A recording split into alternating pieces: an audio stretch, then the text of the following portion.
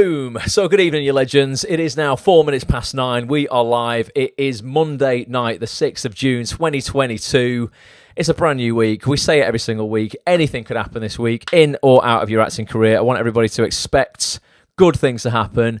Be optimistic. I've got absolutely loads to discuss with you guys tonight. I'm going to be recapping on some features that have gone out recently on actonthis.tv. If you're a premium member of actonthis.tv, you will probably have taken part in those features. Every week we sit down with the biggest casting directors, agents, actors, writers, producers in TV. We host a private Zoom call. We'll jump on as actors and ultimately get the inside info that helps people take their acting career to the next level, like way faster than any other route, basically. If you understand the business of this business, it just makes life so much easier. So many actors I see just floundering around thinking that they've got everything together and wondering why it's not working for them. And it's because they don't really understand how the business side of the business works. So that's what we do here at actonthis.tv. Going to be live tonight till 10 p.m. Thanks so much for everybody who's watching. If you're here for the first time, get yourself over to actonthis.tv after this. Stay on the call with me for this, but you can go and have a look if you want later. That's the website there. And there's a cheesy video with me of me at the top there. But if you click into the preview section here, the preview features section, you can see everything that's been going on at actonthis.tv recently. Last week we held something called Showreel Surgery Live. This is quarter 2 of 2022. We do this every quarter. Chris Stone, in my opinion, the UK's number one showreel producer, jumps online.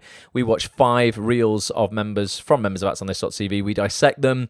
Chris, you know, a bit of the showreel surgeon, the showreel doctor here, sort of prescribes the best medicine for those showreels. And we just go over like an 8-point formula, basically, that we've created over the last few years that really makes actors' showreels stand out. If you implement the 8, steps that we show you within each of these features, I promise you your showreel will be in the top 5% of all showreels that agents and casting directors are watching. So many actors make such massive rookie mistakes that just turn people off the second ultimately they hit play on someone's reel. There's so many mistakes we see actors make that are so basic that if you don't make, I guarantee you will have, I'll double your audition rate, I promise you, if you go and check that feature out. I'm going to play a little bit of that in a minute. The week before that, we had Lee Boardman on. I'm going to play something from Lee's feature out tonight as well that I didn't play on last week's Monday Night Live broadcast, a little piece of footage that Petch has edited together, producer Petch put together this week. Something that I thought was very cool that Lee talks about around self-taping on that feature. And then there's just loads of features here you'll find. Go over to actonthis.tv. There's Amy Jackson. Someone was talking about Amy Jackson a minute ago. Nat, I think it was you, wasn't it? And there's Amy. She's a great casting director. So we've had all the big guns on recently, and we've got loads of big stuff coming up. What do you want to start on tonight? Maybe I should just recap a little bit on Showreel Surgery. I could play a little bit of a trailer for what people missed on Showreel Surgery. Let us know if you're here live, if you did watch that, what your biggest takeaway was. And honestly, I want to know this as well. How many actors here are genuinely, just a really good question to ask yourself, how many people here are genuinely happy with their showreel? Where they're like, actually, you know what? I am so proud to send this out and I am jumping for joy every time I send it out in the hope that someone's going to see it. Or how many people are just kind of like, oh, well, my reel's all right. Because if your reel's just all right, in my experience, you need to make it better, basically. Because if you are not jumping for joy about your reel and super proud of it, you're not going to have the motivation to send it out, to put it out on social media, to drop it to agents and casting directors. And sometimes that can be, the difference between just being all right about it and actually loving it can actually be taking something out of it. Sometimes I've had in my reel just a piece of footage where I've gone, kind of like, it shows a different side of me, but it's just not quite as good as the rest of the stuff. Get rid of anything in your reel that you think is not doing you justice. Kelly Valentine Henry, one of the best casting directors in TV, said to me so many years ago, but it stuck with me forever. She said, we are looking sometimes for a reason not to bring you in. And if you've got anything on your reel right now that you think is a reason for a casting director not to bring you in, a shit piece of footage with bad audio, doesn't mean you're necessarily bad in it, but it just looks bad, it sounds bad, something from years ago that's just fuzzy and isn't very good, picture quality, looks like maybe you did it ages ago and you've not been working for a while. Anything that you think is not doing you justice, get rid of it, because it only takes, honestly, 45 seconds, 1 minute of footage that's brilliant for a casting director to have enough interest in you to bring you in for a casting or give you a self-tape. You don't need an all singing, all dancing, 4 minutes. What is the point? your reel should be no longer than 2 minutes and 20 seconds, but just make sure that everything in it counts. And it doesn't have to be 2 minutes and 20. It could be 1 minute. And as long as you are not giving a casting director a reason not to bring you in, it can have a huge impact. Here's a little bit of what we discussed on Showreel Surgery last week. If you want to get access to the full 2.5 hour session, I know it was a bit of a monster, atsonthis.tv. If you're a member of the community, it's in your members area right now. But here's a little bit of me and Chris, and I'll see you back in 2 minutes. In my opinion, the number one showreel producer in the UK, back for our second Showreel Surgery Live of 2022. It's Mr. Chris Stone. Chris, welcome back to Facts on This. How are you, mate? So you're going to learn what makes a reel pop, what can let a reel down, and you'll also get to see your friendly competition. And we'll also learn some advanced tactics as well that can make and break a reel as well. Just little things that me and Chris have seen over the years that we see really, really make reels stand out for all of the right reasons. So before all that, Chris, what have you been up to? It's French, obviously. It's Ted the Nod. But you'll figure out what Ted the Nod means. I was calling you a knothead. A knothead? You'd say dickhead. These literally, if you put them into your reel, they're so simple, but you will stand out in the top 5% of all reels. Are you sure you're someone I can rely on? Absolutely. I don't know. You were 15 minutes late for our meeting, and now you tell me you haven't got the relevant information to hand. It is Emmerdale, so it is weighted about the character. So you are essentially a day player that's come in, but this scene is so heavily weighted on him that you need to remove some of him to put the focus back onto you. Look, I'm gonna just get dressed, go home, run myself a bath, and crack open that bottle of Rioja I've been winding up about all day. The actual conflict drama gets pushed over so quickly. You're like, well, it can't have been that important if it's over so quick. Again, we're only looking at the bits you've actually put in your showreel. There might be bits in the scene that is 10 times better. We've already had the delivery. What? When? Half an hour ago. You've got two delivery people right close to each other. Again, repeating your information, you're going, I'm a delivery driver.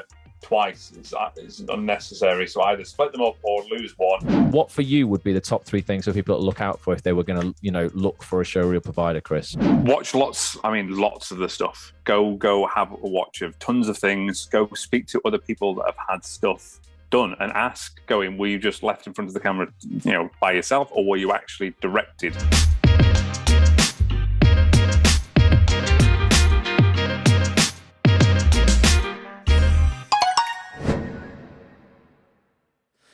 Actonthis.tv if you want to get access to the full 2.5 hour chat there. But for people who are new to this broadcast tonight, or maybe you're stumbling across this for the first time, you don't know what Act on This is, that's just an example of some of the stuff that we do on Showreel Surgery. Basically, we play out 5 members' reels, so all the work you saw there, there's people in Emmerdale, lots of great stuff that people are working on in our community, and then Chris watches those reels, and then we just go through this 8-point formula that I promise you, like I said, if you implement into your reel, will have a massive impact on how many people watch your reel in its entirety. I promise you, in terms of how your reel can just pique casting directors and agents' interest to the point where they're eager to see more. Editing a reel so that it is solving casting directors, casting problems. It's giving them solutions rather than further problems. So many actors just give casting directors problems with their reel because you watch a reel and you go, there's so much stuff in here. It's all over the place. There's accents from here, there, and everywhere. Different genres here and everywhere. I've no idea what this actor is, who they are. I don't know who they are authentically. I don't know even what's their actual like native accent. They just try to be everything to everybody, and it just doesn't work. You just confuse people. So if you want to get access to that, go and check it out. And what Chris said at the end there is so freaking important. I have seen, and this was the first time we spoke about this on, when was it? Thursday night. I've just seen so many showreel providers set up shop in the last 6 months.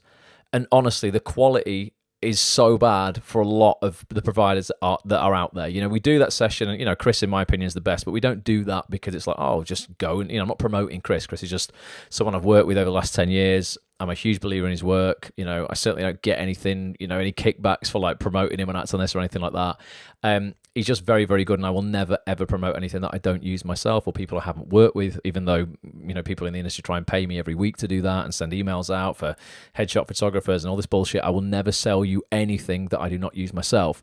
But just please be careful now when you are booking in with a showreel provider, because there really are so many people who they seem to have all the gear and no idea, so to speak. There's a lot of actors who, without sounding harsh, have just not got where they want to get in their own career, and they've gone, you know what, it's just a lot easier now if I just make money out of other actors by just buying a camera and go, I'll do your showreel for you. And I'm seeing some shockingly bad stuff produced. Audio quality is dreadful. Picture quality and angles. They're not filmmakers. They're not storytellers. They just think they can point a camera and off it goes. You could give me the most expensive camera in the world that, if you put it in the hands of an incredible director of photography, they could make something look amazing. You give it to me, I've no idea what I'm doing. I can't just point that at somebody and go, oh, there you go, I've made you an incredible showreel. And that's what a lot of people in our industry are doing, because they haven't got where they want to get in their own career. So they just go, oh, I'll just sack it now. I'll just basically just try and sell, shit to actors who are new to the industry, or not even as far along as I am. So just be careful, please be careful. What Chris said there at the end, he said, watch all their stuff, watch, and speak to other actors. Are these showreel providers actually directing you? Do they actually understand the craft, how to get the best performances out of you when you are on set? Are they directing the shoot, or are they literally just leaving it to you and just sticking a camera, on you and going, there you go, I've got you, I've done you a scene? Because there's some really bad stuff out there, and people are still charging hundreds of pounds for the bad stuff. So just be careful. And if anybody's got any queries, if you're a member of actsonthis.tv, post in the private forum we've got over on the website. People will pitch in there and give you their experiences. If you're not a member, and you're not ready to become a member, that's totally cool. We still run a Facebook group, facebook.com/groups. So facebook.com/groups/actsonthistv. There's 10,000 actors in there. It's completely free. Post in there, and people will give you their honest feedback. And if you're looking for an actor to be in a scene, I see this happen a lot as well. Actors will post in various Facebook groups, hey, I'm doing a showreel scene with such and such a body, looking for a partner who would be willing to split the cost with me. And then what they do, if they're not careful, is they just go with anyone who will split the cost with them, as opposed to going, hang on a minute, for me to get the best out of this reel, I need to play the casting director here. I need to get an actor who I know is incredible. I need to watch their existing reels, see their other stuff. Ideally, get someone who you are like, they're like as good, or if not, they're like more experienced than me. They're better. That they're even more effective on camera than than you are yourself as an actor, because it's going to raise your performance, it's going to lift your performance. So much about being an actor is selling the other person's performance, and making them look good. So you need them to make you look good as well. So there's just quite a few hurdles that I see actors falling into around just casting the wrong people in their reel, and they cast people often who are the same casting type as them as well. That's doing yourself a disservice, because you want the casting directors to be looking at you, and bringing you in for an audition. You don't want to be selling someone in the same casting bracket in case they're like, oh, actually, you know what? Yeah, they're good. Let's find out who they are and bring them in, because that happens as well. I've seen that happen. Just going to go through a couple of comments, and then we're going to dive into some other stuff that's going down, and that's on this at the moment. There were some people saying about their own showreels when I asked about how happy you were with it before. Dougal's here. All right, Dougal. Hope you're well, mate. Thanks for being here. Let's have a look. Sarah says, thanks for the amazing work. Ross, been following your advice and having some amazing castings. Nice one, Sarah. James, how you doing, mate? Thanks for being here. So Nat says some parts of a reel she's happy with, currently on the hunt for new footage. All right, Alex, thanks for being here, mate. Rich says not quite there yet, it's going to keep working on it. Michael says no, I need to update my reel as it's too long. Sometimes, honestly, Michael, you can really reinvigorate a reel that you're bored of, that you've been sending out for years and you're not enthusiastic about, by cutting it down, mate. You're exactly right. Reels should be no longer than 2 minutes and 20 seconds, but it certainly doesn't mean that you have to fill every second of that 2 minutes 20. I've seen some incredible reels that are 90 seconds and I've gone, wow, it's left me really wanting to see more of that actor. You don't want to give people too much where they go, oh, I thought I'd want to bring them in, but now I've seen that last scene, I'm just not sure. Maybe they're not quite right or whatever. Leave people wanting more. It's like the film trailers. They just, that's the whole point of your showreel. It's like creating your trailer. How many times do you go? Went and watched Maverick. Top Gun, by the way.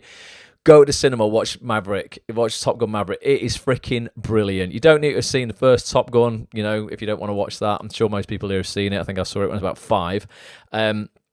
It's freaking superb. And if you can watch it in a cinema like an Odeon with a Dolby screen, with all of the Dolby audio, all the millions of speakers in there, bloody hell, it's brilliant. Really, really good. What was my point there? But the trailer, yeah, I was sat there watching trailers for other films. I'm like, oh, I want to go and see that, because they just don't give you everything. They just pique your interest enough where you're like, oh God, what happens? I want to see more of that person. I want to see more of that actor. So look at your reel as that, really. Sharon says she's happy with the reel, but I know it needs some new material on it. Anne says, just got my scene with Pet shot by Chris Stone. I'm happy. Nice one, Anne. Yeah, Chris is brilliant, honestly. Like I said, I'm not here to sell him. I just can absolutely vouch for everything he does. He's just absolutely superb at what he does, and he's a real filmmaker. He isn't just an actor who's, you know, not got any money and decided that they're going to just shoot show reels for other actors, because that's generally what a lot of companies are doing.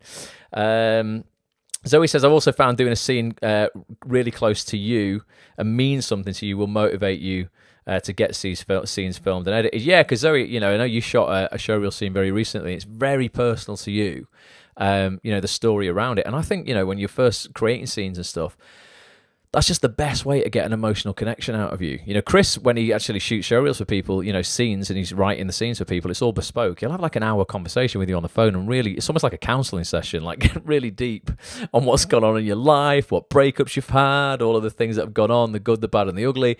And he'll write a scene that you absolutely connect to, because then it's, you know, it's as close to your casting type as possible, and you're going to get an incredible performance out of it. Whereas what a lot of actors do is they want to play against their type. They go, I'm a really nice person in real life, but I want to play a baddie. And I'm like, oh, if you're not established in the industry and you're not, you know, like you don't have a dozen TV credits under your belt, let's get you the first TV credit where ultimately you're playing a character very close to you, because you're going to be able to do a really good job of it. Don't play against type, because again, you're confusing casting directors around who you are. Courtney says, I'm filming some new scenes on Wednesday and I'm so excited to get my new reel together. Courtney, if you've not watched Showreel Surgery, go check it out. Go check it out for sure. I'll dive back into some more comments in a second. Paul, thanks for being here, mate. I just noticed some more comments there as well. Selda Sizzly says, not the steak, right? Exactly. Yes, that's really, yeah, that's genuinely, that's really, really, really, really good advice. Yeah, absolutely.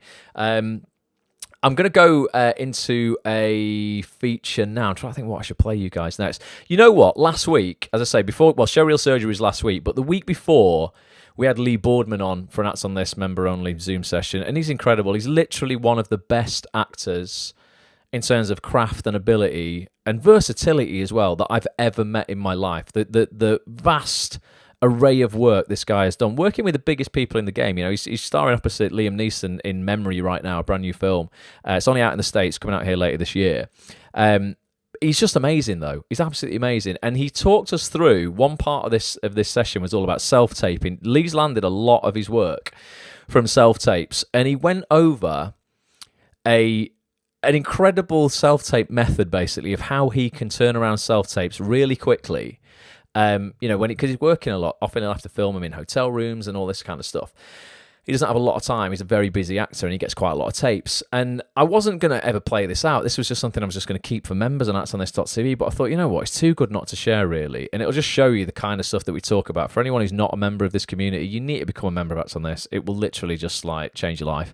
But I'm going to show you the kind of things that we talk about on these Zoom sessions. And this was just something around self-taping that I am going to try. A couple of members of the community have already emailed me to say they got a self-tape late last week and they used this method and it's changed the game for them. It's very interesting. I've never heard it before.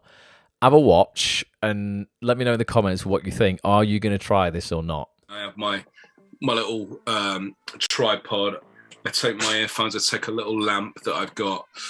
So I take that with me everywhere I go. If they send me episodes, if it was a TV series, I'd read the episodes that they could get. If it's a feature film, I'll read the film. If it's 12 pages, what I'll do is I will get my scissors out and I will literally cut around all the white edging off the side of the paper. So I've got the narrow bit in the middle. If there's any big gaps in the middle, I'll cut those out too and then get some sellotape and stick them together so that in the end, one page comes down to about that. So you're not having this whole thing of the eyes kind of doing that, because for a self-tape, you don't necessarily have to learn it because you can have your lines off camera. So I have them as a little backup there just next to the lens, and it's about that big and I know what's happening, I know what all the action is, and then sometimes I'll stick it on something that is about like that. So I'll get some blue tack, stick it all the way around, put one little page there, one little page there, one little page there. And as I'm doing it, I'll be acting and I'll be turning it like that to the next thing. But obviously that is out of frame. So what I'll do is I will read in for myself in close-up. My iPhone will be facing me in landscape, but it'll be so I'll be able to see my face in the frame, and I'll just look off the lens as you would in a, you know, if you were filming. Yeah. And then I leave a gap because I become super familiar with the lines, so I really know them inside out.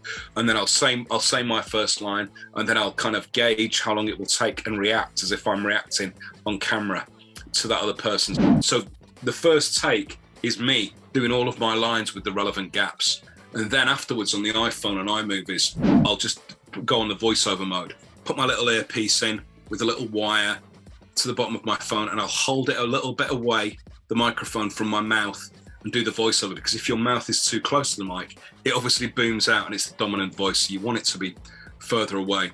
And then I'll just do the different voices. I'll do different accents. I'll do different whatever, just to make it all sound completely different.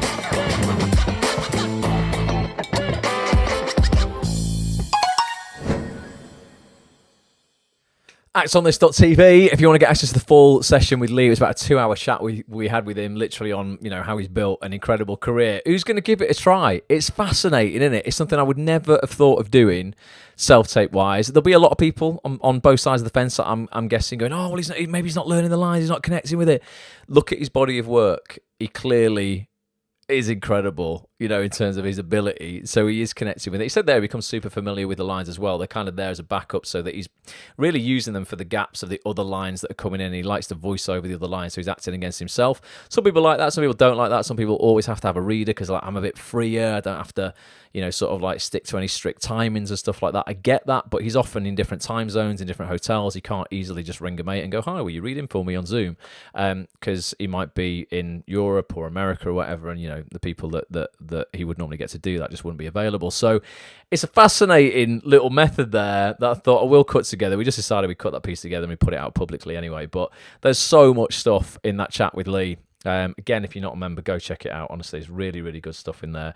Sharon says she needs some more comedy on her reel, so that's really useful there, the self-tape thing. It's interesting, isn't it? Really is. Sarah says gold dust advice. I'd never heard it before, Sarah. Honestly, that kind of stuff.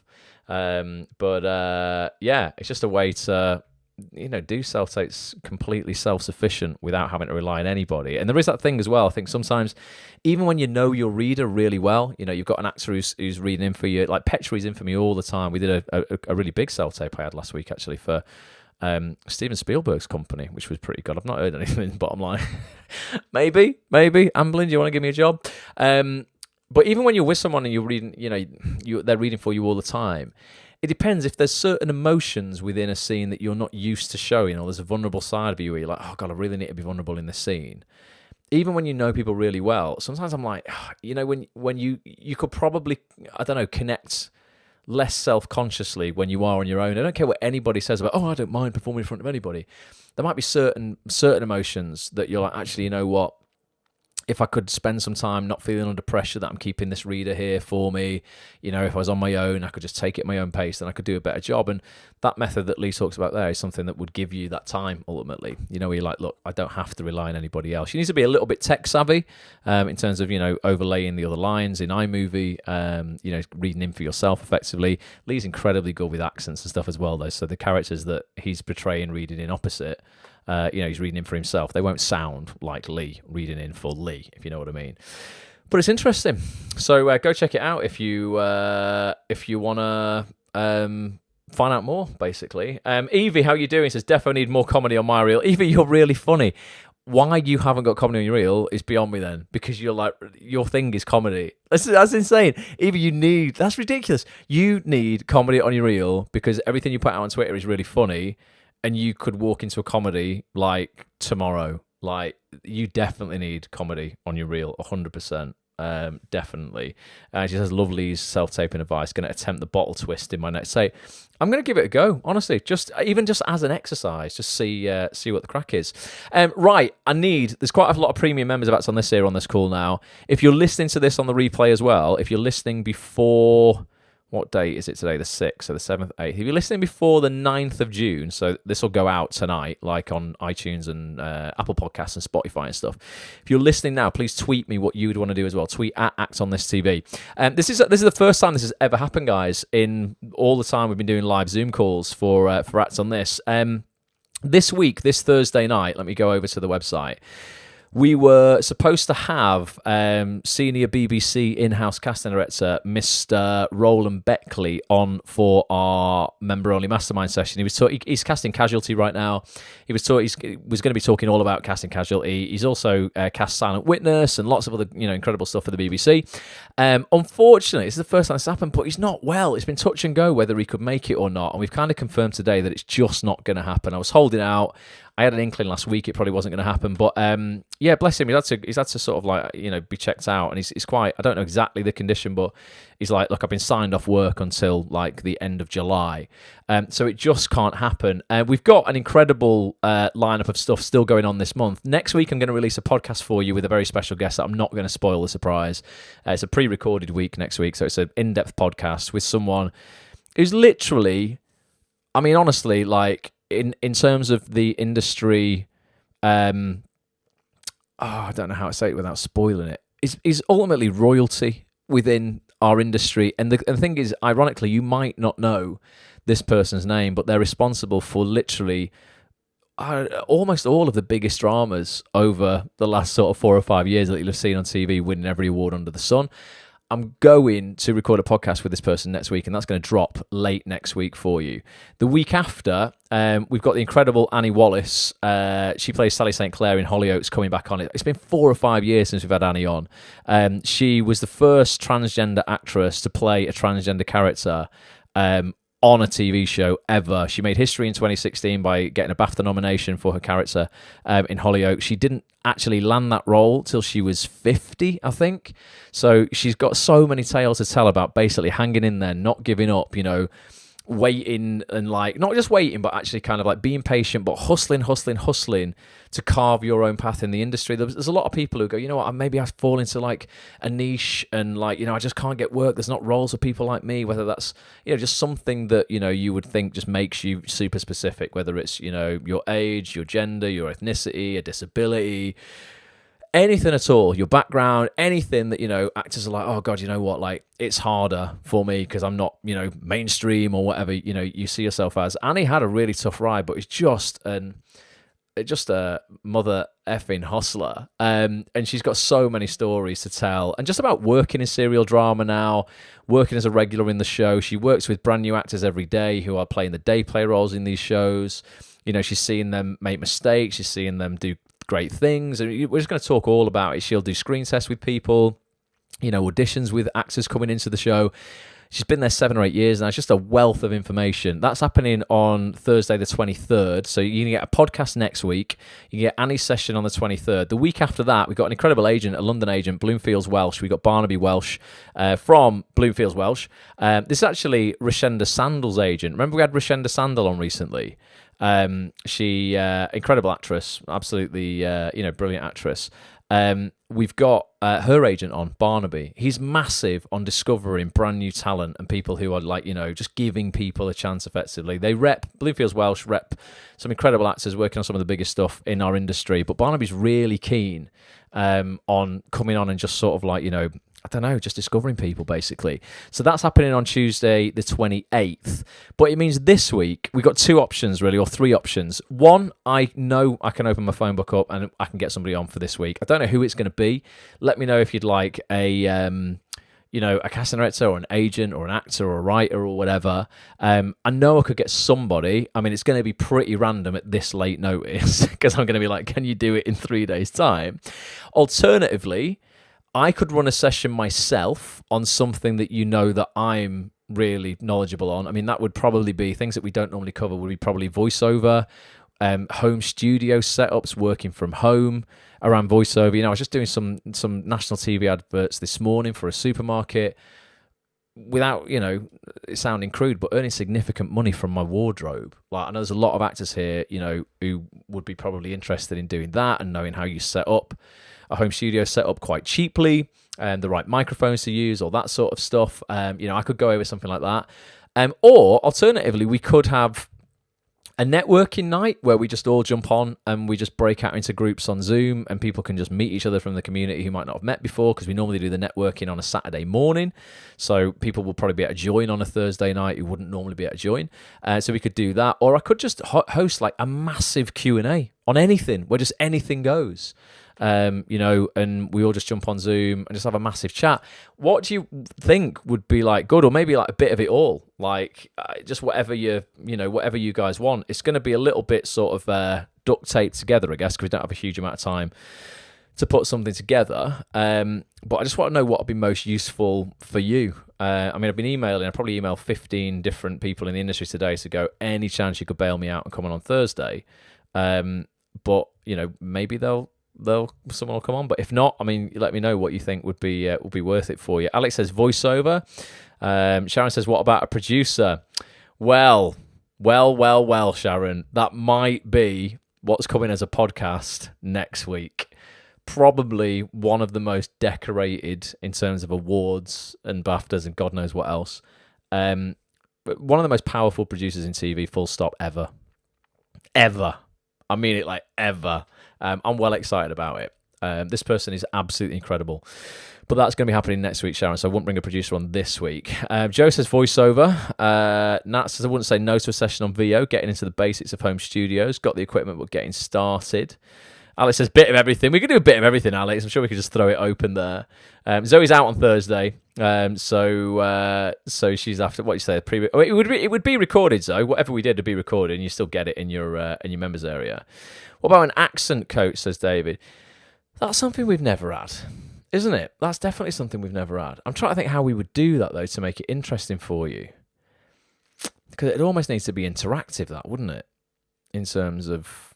Because otherwise it's going to be me, like, I don't know, how will we do it? Them teaching me accents. I don't know.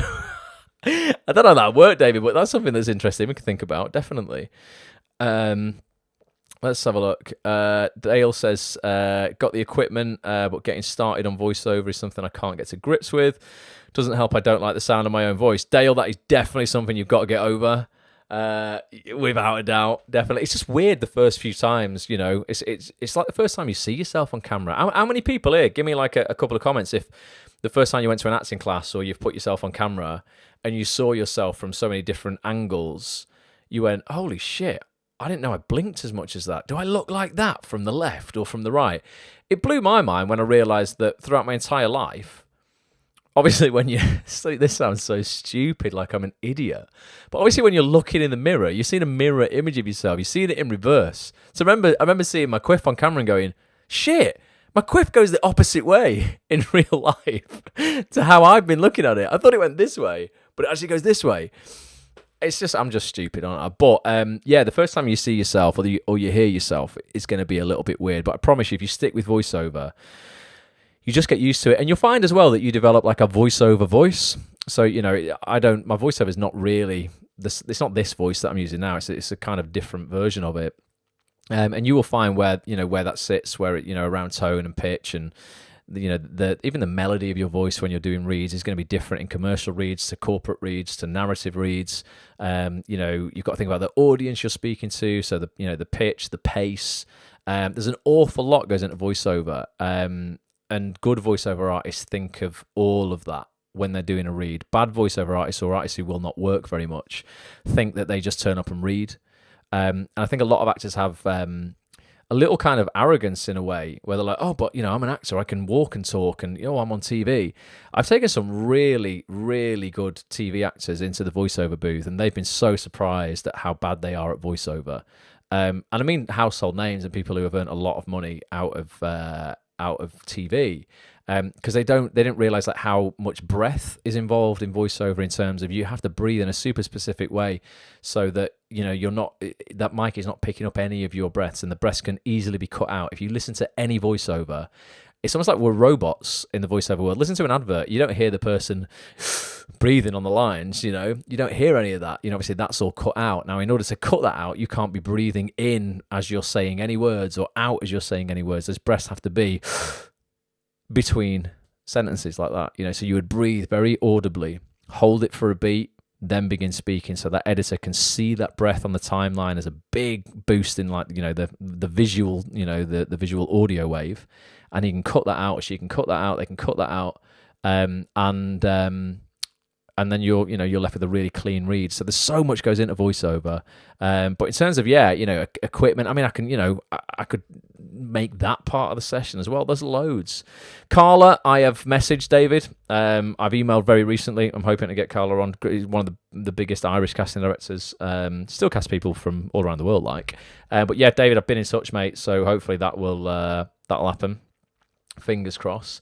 Sharon says I hated it and hated my voice. It's funny when you first hear it, isn't it? Who had a tape recorder? Who's like as old as me and had a tape recorder as a kid, and you would just record your own voice, and tell stories. Me and my mate Eddie, bless him, we would tell ghost stories, spooky tales, I think we called it, with Eddie and Ross. And we just tell ghost stories into this old tape recorder, and it's just amazing. But you hear your voice back and you're like, what? Remember when radio shows used to do phone-ins as well for competitions? I don't think they're allowed to do it anymore because it all got a bit dodgy. But I used to always ring radio stations up and try and win concert tickets and stuff like that. I won loads once in this Pringles competition. But then you'd record it, wouldn't you? Because I'm going to be on the radio, record it. You'd press play and record on your tape recorder as you're recording the charts as well on a Sunday. And then I'd hear my voice back on the radio and go, oh my God, I actually sound like that. It's ridiculous. Natalie Fields, your Paindale, says, can't see it record myself saying any words beginning with Y at the moment. It's funny, isn't it? But yeah, voiceover is a real skill that you have to develop if you're going to get good at it. It's not just reading stuff. It really, really isn't. Definitely. Joe says she's a really good public speaker, but finds it uncomfortable. Finds it hard to be comfortable in front of the mic. It's because it's being recorded, Joe. When you're in public, you're like, yeah, it's fine. Obviously, when you're doing voiceover, it's so specific, you can't mess up, or if you even say a word slightly wrong or breathe in the slightly wrong place, you've got to do it again. So I guess there's a bit more pressure there, but it's going to come with practice for sure. Lisa Boyle, I've been in touch with Alex. She initially was well up for coming on doing a session, but then just wanted a little bit more time at Coronation Street in the casting department there before she felt she was qualified to give advice out. I've noticed she's started to do the odd workshop now, so I will get back in touch. We were talking on DMs on Twitter, and I'll see if Lisa's up for coming back on. We've got some awesome stuff coming up as well. In July, guys, just to give you a heads up, I know so many actors in our community are on holiday. I'm actually going to take a little break myself as well. So I know there'll be a lot of people who can't join live sessions. July, by the last week of July, which is going to be our summer cocktails and conversation night, which is always legendary. Come and get involved in that. The first three features in July will be in-depth podcasts, just because I want to do more podcasting. I feel I can get more insider knowledge out of our guests when I can sit down with them, for an hour and a half, 2 hours at a table with a coffee, and I can really dive into them and, their psychology, their mentality around the industry, and, ultimately, if it's a casting director, exactly how you can get on their radar, exactly what they want from you in auditions. We do some great sessions online, but I just feel I can dive a bit deeper in real life. So July, just so that I know everybody can take in all the content, regardless of whether you're here or not, and also because I'm going to have a little cheeky week in Greece. It's all going to be pre-recorded by the last week of July, and then we'll be back on lives every week from August. But there's some wicked, I won't spoil it for you, but there's honestly, just believe me, there's some really, really world-class guests coming up for you guys. Kate says, tried to learn my uni stuff on tape and sent myself to sleep. Well, you might audiobooks might be a thing for you, Kate, where you're I don't know, children's bedtime stories. If you've got a soothing voice that, is calming, or do you know what's really, really big, around sort of audiobooks and stuff, like meditation stuff, guided meditation. There's a huge market for that in the voiceover world. Maybe you've got one of those voices. And you could break into that niche. It's a beautiful thing, really, about the voiceover industry. People don't realize how much work there is out there. They think, it's just adverts. It's not at all. You just think about where you heard a voice today when you were going about your day. In the lift, on the radio, children's toys, books, maybe your iPhone app. At the post office queue, check out number 3, please. On the train. I mean, just everywhere. Voices are freaking everywhere. There is so much work there. it's an amazing industry to work in. It's just, more and more actors. I shouldn't even say anything because I'm like, I'll just have all the work myself. But like, more and more actors should get into it because it's so good. I do so much animation at the moment. I'm remaking Pinocchio for the BBC. I'm doing 2 Netflix shows at the minute. It's kids shows. It's all cartoon stuff, but it's such good fun. I'm literally in a booth with a brew. I drink way too much coffee. I should not be having Costa at, what time is it? 9:45. Literally ridiculous. But it's just brilliant. As an actor, you don't have to learn your lines. You don't have to walk and talk. You don't have to, nothing to worry about. It's just like, let's have a good time, And that's one place, actually. I'm not a massive fan of actors having too many accents on their show reel as a TV actor. There's a time and a place for that. Certainly don't start your show reel in an accent that's different to your own. It's just going to confuse people. But in the voiceover world for cartoons, the more versatile you can be and the less inhibitions you have. That's the thing that I see really scupper actors. They feel that they're confident in front of an audience, and you put them in a voiceover booth to do animation, and they feel stupid doing stupid voices. But you get paid incredibly well to do stupid voices in, voice acting for cartoons. Lots of different accents, and sometimes you'll be made to create a character on the spot. So many times I've been, voicing a decent character in an animation, and in that episode there might be a couple of what they call incidentals, which will just be like characters that just come into it for 3 or 4 lines within that, within that episode, and that's it. And they often, to save money, don't want to cast new actors for those, and they'll go, "Oh, Ross, I just realised there's a dragon in this," You've got to make a voice up, and that's where a lot of actors go to pieces and go, "Oh shit, I've got to feel really self-conscious. I don't know, what does a dragon sound like?" But you'll find that the engineers are really good at directing you. Between you'll be like, "I don't know, what would he be like? Would he have a deep voice?" And then I remember going, "Actually, you know what? Like, he looks Scottish, so like a dragon. I'd be like probably like Scottish dragon like that." And it was just really funny, just this angry dragon we made Scottish and stuff. You just got to be able to just muck about basically, and you'll get very well paid for it.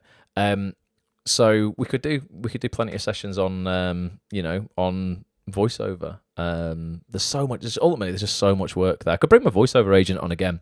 There's been quite a few changes. There's a few new agents at the voiceover gallery, so I bet they'd probably come on and have a chat with us again. They're a really great laugh. Dale remembers recording a random song I'd wrote when I was about 12. He says that cassette was never destroyed. It's still floating around somewhere. Dale, find it, digitize it. And get it on the internet. David, James Nesbitt is an actor I respect so much, and I've never even reached out to him, mate, or his agent to get him on. I've never even thought about it, but that's a really good call. He's brilliant, absolutely brilliant. And God, how long has he been in the industry for? I remember so many massive shows James has been in. Yeah, it's like he's been around forever. He must be about 650. But he's absolutely bloody brilliant. Very, very good. Remind me of that, David. I'll try and make some moves on that. Let's have a look. What else are people looking for? Zoe's looking for some Heartstopper cast. That's something we could definitely look at. Let's have a look. Anya, how you doing? Says really needs to get a voiceover agent. Anya, honestly, it's like, it's game changing. It got me out of my day job. Really, it was pretty much the get out of jail free card for me, voiceover. Because again, I don't want to keep bringing it back to money, because there's not every job is going to be stupidly well paid. There's a lot of money in voiceover, but even the lower paid jobs, if you're getting 85 quid an hour, 90 quid an hour, back in the day, I was getting paid £5.75 an hour to work in a shop before I, broke out and actually just earned enough money from acting and voiceover to just do that. So there is, like I say, I don't want to keep banging on about the money. It's sort of, it's not just about that. It's very enjoyable as well. But there is decent money in there. If people are unhappy, so many actors aren't they? I get it, because I was like that for 11 years. Just sort of like, I don't know, just pretty unfulfilled in a inverted commas normal job. There's nothing wrong with normal jobs at all. Hugely respect people who do regular jobs. And acting to a certain degree is just a regular job. There's nothing special about us at all. We just decided there's clearly some genetic thing wrong with us that made us go, oh, I need more attention. Just give me more attention. I need to be in the limelight. But yeah, there's still a lot of actors doing those jobs that just sort of like, make them lose the will to live. And I think there's just so many other options in our industry to work in different areas that isn't necessarily being a superstar on TV, you know, but still pays incredibly well. The voice acting, the animation stuff, you know, the corporate world, lots of stuff that's still really enjoyable and creative that people are not exploring. One, because they might think they can't do it, or two, they don't even know it exists. So yeah, definitely, we'll do more stuff on voiceover. I think that's something that it sounds like people want. Warren Brown, Paul, yeah, great shout. And I was just at a read through not long ago that Warren, for a show that Warren stars in. I'm definitely gonna read. I know a lot of people who know Warren as well. And he's brilliant. Again, been around. Remember him from the Good Cop days. Been around a long time. And then sort of like it seems that was around. Was very sort of, you know, in everything for a little while. Then I didn't hear of him for very long. Like for much for a little while, and then back on the scene again. You know, he's he's clearly just been hustling behind the scenes for a long time doing stuff. So he would be. I'm sure he'd have loads of tales to tell. Warren would be a really good shout. And Anya says, that's exactly what I want. It's a really love voiceover. I've just today left my full-time job. Wow. To do exactly this in line with acting and have a studio too. Anya, brave. Good on you. I did that. I built up just enough money. I remember, just being so freaking unfulfilled, like I said, doing this job in the Trafford Centre. I was working in a shop. I enjoyed it for a few years, to be honest, when I was a kid. But I was there from like 16 till I was 28. Way too long, and the last few years in that job were just so unrewarding in terms of the pub. And I salute anybody who works in the service industry. If you work in a restaurant or a shop or a bar and you are looking after people, hats off to you. Massive respect, because the public just treat people like shit sometimes, and I'm like, my God, the way they spoke to me sometimes in that shop, I was like, what is the point? What is the point of me even being here? And yeah, it can be pretty soul destroying. So I saved up, basically. I remember going, I've got to get out of it. I saved up about 3 months' money, in terms of the equivalent of 3 months' money to live on. It probably took me 6 months to save up. And I remember leaving, going, I'm just out. And because of the fear of going, holy shit, I've not got a plan B. I've got to make plan A work. I made it work. And voiceover was a thing I went all in on and started realizing that I could just earn, you know, it sounds crazy, but probably like 10 times less hours, I could earn 4 to 5 times as much. So I could earn what I was earning a month at that shop in 4 hours in voiceover. Like with it, when you've got a decent agent, you know, and their work's coming through the agency, a lot of stuff that you'll get as a freelancer is probably not as well paid as that, but still gonna be more, you know, better paid and more fulfilling than working in retail. And it works. And I always thought as well, Anya, I don't know what job you did, but I always thought, you know what, if this doesn't work, I can just go and get a shit job anywhere. I'm not saying you had a shit job. I did. But I could just go and get another one. Like, I think I was, before I got the guts to jump, I don't know what I was holding on to. It was kind of like, oh my God, but if I let go of this, I let go of all security. I thought, well, hang on a minute. Like, I'm pretty good at sales and I'm good at what I do. I could just go and get a job somewhere else doing that. But I think I just fell into a sort of like a hole of complacency, really. Going, oh, well, you know what? I'm getting paid enough, but I wasn't having a nice time. I didn't want to let go of it, but God, thank God I did. Thank God I did. That's Alex says he's got some things planned to leave. Alex, are you still at River Island, mate? Let us know if you're still there. But yeah, anybody who, honestly, anybody who works in the service industry, you have my full respect, because it's not all that rewarding in many aspects.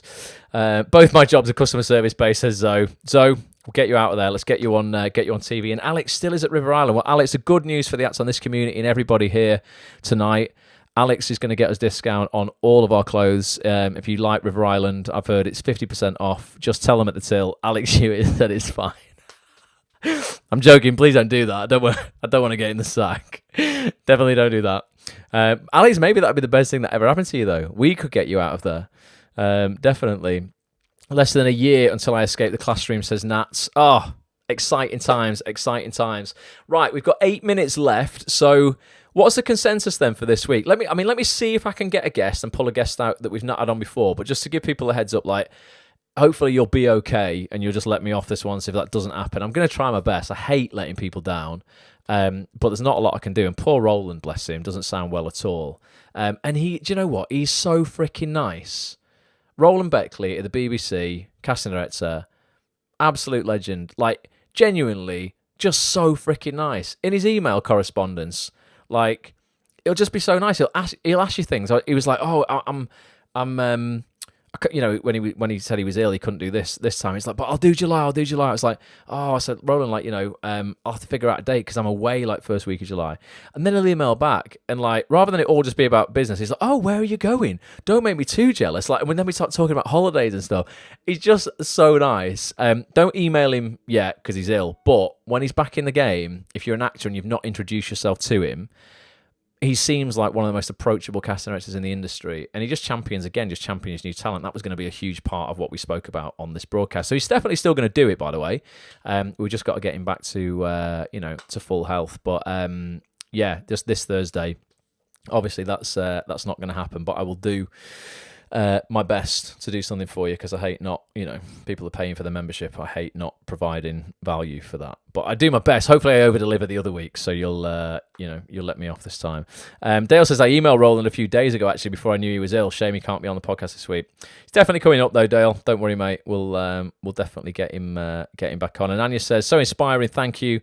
Was an exec assistant. Okay, now part-time with flexible hours to keep a bit of stability, but flexible, so next step forward. Yeah, you've got to transition out, like, gradually, Anya. I think, like, I mean, I kind of jumped ship, but I still had a lot of stuff prepared. Like, I didn't just go, that's it, I'm out, and I'm not telling anybody to do that. If you hate your job, but like, you want to go like full-time acting, or there's no full-time actors as well. That's a myth. Anyone who sells you, like, I don't know, work as a full-time actor, it's just impossible. Absolutely impossible. You can work enough so that the time that you have off, as long as you're not stupid with your money, you can make enough from a few good jobs a year to pay you what you would earn doing a full-time job in a lower paid industry or whatever. But to have, I don't know, an expectation that you're going to be on set every week is just, you're never going to be happy, because that's just not a thing, even for the biggest actors really in our industry. They'll be having time off. But yeah, you've got to transition yourself out of there. Don't just quit your job, but start taking massive specific action on making that move. And if you really go for it, honestly, I've seen quite a lot of people do it now in our community, and they've made it work. But it just takes guts. It takes 5 seconds of courage to go, right, this is actually what I'm doing. But you know what? That whole thing of like, you only live once, and there's plenty of other jobs out there that you can always go back to. If it doesn't work out for you in 6 months, then you can save up again and have another crack. Definitely. Got any casting directors that you haven't had on, says Indra. Yeah, I mean, there's quite a few that I'm in touch with at the moment.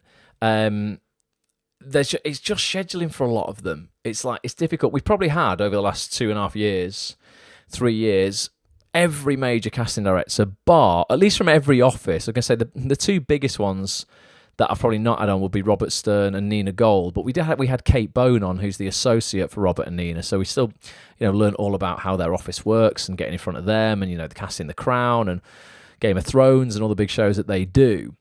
We've had people on from every single office. Someone who I want to get on who we've not had on. He's very shy, but he's a legend. He's such a nice guy. David Martin. Works with Beverly Keogh sometimes. He's a casting director in his own right, though. Responsible for All Creatures Great and Small on Channel 5 and Ackley Bridge. He works with his associate Raz. We keep planning on getting those guys on.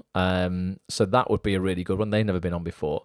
Beverly herself would be great, but I don't know if I used to work for Beverly. I just don't know if public kind of speaking is her kind of thing, which is why I've never really, approached her for that. She's done some like pre-recorded stuff for me before, but I don't know if it's Beverly's thing. But she's a brilliant casting director and taught me. I'm so grateful to her and Michael Jackson, her husband, taught me so much about this industry. I worked for them for like 2 years. That's how I really figured out how the industry works, and was the catalyst for creating Act on This, because I thought, oh my God, like I've been at one of the top drama schools in the country and they taught me nothing. They really did. In terms of the business and getting work, pointless. Absolutely scandalous in terms of how much, universities and drama schools are charging actors to go and study now. 50 grand, it's criminal, absolutely criminal, because they're just not, they're churning out actors who are all the same every year from what I'm seeing, and they know nothing about actually getting a job when they get out. And that's because the people who run the courses have been there 30 years, and, you know, with massive respect to them, because, you know, they know what they're doing in terms of the craft. But in terms of the business has changed so much, even in the last 2 years, that unless you're really on it every day, like, it's hard to give relevant advice, because stuff changes, particularly, you know, what's happened over the last couple of years. So I would love to go into more drama schools and actually, you know, do more sessions with them, actually, in terms of, you know, teaching the business of the business. But I learned so much from Beverly and Michael, working in casting, that I thought, oh God, okay, I need to create a site that actually talks about this. It's going to help actors more than, you know, them going to RADA for 60 grand or whatever that would be. So yeah, I could try and get those people on. Vicky McClure, Zoe would be a fantastic guest. I want to get a few more writers on as well. Tony Schumacher's coming on, who wrote The Responder for BBC. He's an incredible guy with an incredible story. I've got Chris Lunt and his writing partner Michael Walker coming on. They've written, oh God, I don't know, 150, 200 million pounds worth of drama over the last couple of years. Some really big stuff. They're brilliant, really, really good guys. So we've got a few writers coming on, talking about, you know, casting from their perspective, and also just to help other actors who are like, you know what, I've got a story to tell. And I want to, you know, sort of learn a bit about how I can, you know, write maybe your first short film, or, you know, your first web series, or whatever it would be. Because I think everybody's got a story to tell. But they just think, oh, I'm not a writer, so I can't do it. You know, these guys will obviously have, you know, have advice when it comes to that. Saran Jones would also be good, Sharon. I did every read through for Scott and Bailey, and saw Saran so regularly, and I never asked her, because I was like, oh, that was back in the day though, when I wasn't sort of as cheeky as I am now.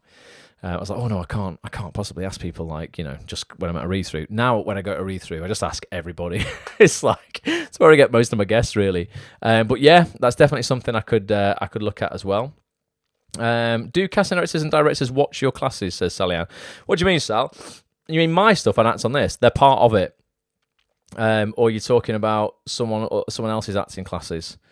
Because you will get casting directors and stuff coming into, you know, acting schools, acting classes. But the stuff that we do at actsonthis.tv, if you're not familiar, we host live Zoom calls, basically, where the casting director will, you know, be the special guest for that week. And we talk all about how they cast, their office, exactly how you get on their radar. They'll talk about what projects they're working on right now. They'll tell you how to email them. They'll tell you what they want to see from you, your showreel, what they don't want to see from you, mistakes actors are making, literally everything. If you want to understand the real business of the business and how to actually land work so you can get paid to act, because that's really the goal for so many people. This whole notion and this myth, this nonsense that, you know, you should struggle for your art's bullshit. Like, you just don't have to. I used to think that as well. It's like, and then you realise, no, hang on a minute. If I understand how to actually, you know, put my talent in front of the right people, I can get paid very well to do something that I absolutely love. So that's what Acts on This is about. It's not about starving artists and struggling this, that, and the other. It's about a really motivated, inspired community who basically take massive action on what they want and get results. So come and get involved. Actsonthis.tv if you want to, you know, learn more about it. Go check it out. Russell T Davis. Well, the person we've got on next week might be connected. The podcast that I'm doing next week to Russell. It isn't Russell. I met Russell recently at the read through for Nolly, his latest show. Russell's a little bit. Russell doesn't do stuff that isn't sort of like public, or, you know, Acts on This is a membership site, so it's private for members of actsonthis.tv. I spoke to Russell before, and it's totally legit. You know, I understand why people don't want to, you know, take part in stuff that ultimately people have to pay to get access to. So Russell right now is like, you know, top bloke, love him to bits, but I don't think Russell will do a session with us unless we did one that, I don't know, we just put out to the world. You know, maybe we did a session for charity or whatever and just put it out, you know, to everybody, whether you're a member of Acts on This or not. But Russell's wicked. His new show, Nolly, my God, like, wait till that comes out. So interesting. Really, really good 3-part drama. Helena Bonham Carter stars in it. Really, really great cast of people. It won't be out until much later this year or early next year. It's just gone into production now. But yeah, he's great. And at a read-through, Russell's brilliant because he always reads his own stage directions. He's one of just a few writers who, you know, actually read their own stuff at read-throughs. And he's just so fun. It's just really, really, like, funny to, you know, hear all of the stage directions come out of his mouth. He's great. There's loads of people. I spoke to Martin Freeman's agent, Indra. Super busy at the moment, but that's something that maybe we could sort out in the future. But yeah, I recently spoke to Martin Freeman's agent. All the names are coming through now. Mackenzie Crook. I want to get Stephen Merchant on. I'd love to get Stephen Merchant on. I think he's absolutely brilliant in terms of his writing and his acting ability. There's loads of stuff. Helena, I'm not sure, Sharon. She's in Manchester for quite a while shooting this show, so maybe. She was absolutely lovely at the read-through. Really, really, really nice. And again, I bet she's got some, incredible stories to tell. But I'm at but I don't want to give away next week's podcast, but I'm at somewhere next week to record where they'll probably be able to help me get Helena if that's going to happen. They're all throwing all the A-listers out now. David Tennant, Ricky Gervais. I spoke to Ricky Gervais' agent a few times. Unless we've got a very special angle, Ricky's like, just gets bored doing interviews. He's like, unless you've got a really different kind of angle to go at. And I don't know that would be, what that would be. I don't know about Ricky for now, but we shall see. Right, it's gone 10 o'clock, folks. I've got a piece of footage from the archive that I wanted to play for you tonight. I've had a few emails from people who are just a little bit fed up, to be honest, and I get it. We're halfway through the year and maybe people are losing momentum a little bit. They started off the year very enthusiastic, and we spoke about showreels tonight. Maybe you got some new showreel footage shot in January and it's not landed you a job yet, and people are a bit like, oh God, is it ever going to happen to me? Or people are, just sort of beating themselves up and just, putting all of the onus on themselves. I'm not working because I'm shit. I don't look right. I don't sound right. All of this stuff that can really sort of drag people down. And I was just going back through the archive this week to schedule new calls. I was going, which guests can I bring back who've not been on for a while, many years? And I stumbled across Chris Hitchin, incredible actor. You'll know from Trigger Point recently. He starred opposite Vicky McClure in that. You'll know he starred in Ken Loach's Sorry We Missed You. I mean, it's one of the best films I've seen in the last decade. And he was talking in his Zoom session, about how many times he wanted to give up on the industry, how many times he had a down on himself, he lost his head, in his own words. That's what he says, sort of like he just went into a hole. And there was a clip and an analogy that he makes that I always come back to now, because I think it's life-changing when you look at yourself from this perspective. So I want to end on this tonight. I'm just going to play it out, just as a reminder to people, like, to keep going, basically. I know it's freaking hard, and hats off to those people tonight who have been like, I'm leaving my job, or I'm planning an escape, I'm getting out. It's really difficult, but you've got to be so kind to yourself and patient, and realize that, as cliched as it sounds, and I hate cliches, but like, you are probably where you should be right now, and you wouldn't be going to the place you're going to go to had you not been where you are right now. All that sort of stuff, that no regrets kind of feel. Every decision you've made has brought you to this point, and maybe you needed to make some decisions, good or bad, and experience those things to really put you on track, to the place where you're supposed to be going. But this analogy from Chris is brilliant. So I'm going to leave you with this. Thank you so much for being here. Really appreciate it. I will keep you posted on what's going to happen Thursday night. I will try and get a guest for you, but thanks for your understanding on that one. And obviously we all wish Roland Beckley a speedy recovery. He sounds like an absolute legend. But I will keep you posted on that, and obviously I'll be back next Monday night for another one of these lives. If you're not part of this community yet, maybe you just listen to these broadcasts, or you catch up with them on on Apple Podcasts or something like that. Do come and check out the community. Try it out just for a month. Join for a month. You can cancel your membership if you don't want it after that. But I promise you, if you give it a chance and you see the incredible community we've got here, all these people who are here tonight, how supportive we all are of each other, just how sort of like, part of the tribe you will feel when you join, and you'll get all the support and all of the info from the biggest names in the game. Come and check it out, actonthis.tv, and hopefully I'll talk to you guys on a live call soon as well. So here is, Chris Hitchin just chatting about something that dawned on him that I think will affect everybody. And Zoe, I've just noticed your comment. You might have guessed the clip that I'm going to play. But love to you all. Thank you so much for being here. I will catch up with you all soon. Until next time, bye for now. So I was like, good. I've got somewhere. I don't have to go plumbing or anything like that. I can still hold my head above water and just carry on with the acting. And then I got a phone call the following morning that the showrunner had pulled the plug and give the job to someone else. And I turned around to my agent and I went, right, fine, yeah, it. And then I really, really went in a hole my head was a mess. I was thinking, is it me? Is it our luck? Is there something wrong with me? I started comparing myself to other people. And then that's when I went through the 3 stages of like reminding myself why I started doing it originally, you know, to enjoy it. So I need to learn how to enjoy it again. And, you know, and I started going through, looking back through my spreadsheet, having a look at last time I booked jobs and what they were about to try and get some grasp of reality on it from a factual point of view, rather than looking at the fucking vision board or something, you know. So like, everything was real to me instead, rather than just airy-fairy. And then I started thinking about my look and stuff like that. And then I remember, have you ever heard of Drew Pritchard? He drives around like buying antiques. He goes to like battered old houses and offers them 200 quid for a table in the corner. And they look at him like he's a madman. But he takes this table away and he says, this is the most beautiful thing I've ever seen. Look at the scratches on it. Look how the paint's peeling. Look at the rust on it. It's amazing. It's immaculate. It's exactly how it should be. And I thought, fuck, he's right. I'm a fucking shitty old rusty table in the corner, but I'm exactly how I'm supposed to be. And if I try and be anything more than that, I'll just be something you can go to IKEA and fucking buy for 80 quid and it falls apart. Everybody can get a table from IKEA, everyone can get a table from Argos, and they all look the fucking same. So you've got to own that difference. And the minute I started looking at that, I started thinking, yeah, that's why I get all these parts. That's why I got that part and I'm blind, because my teeth are fucked and my hair's a mess and I look rough and I look knackered, because that character was supposed to look like that. So that was like my moment of like, right, I'm back on the arse.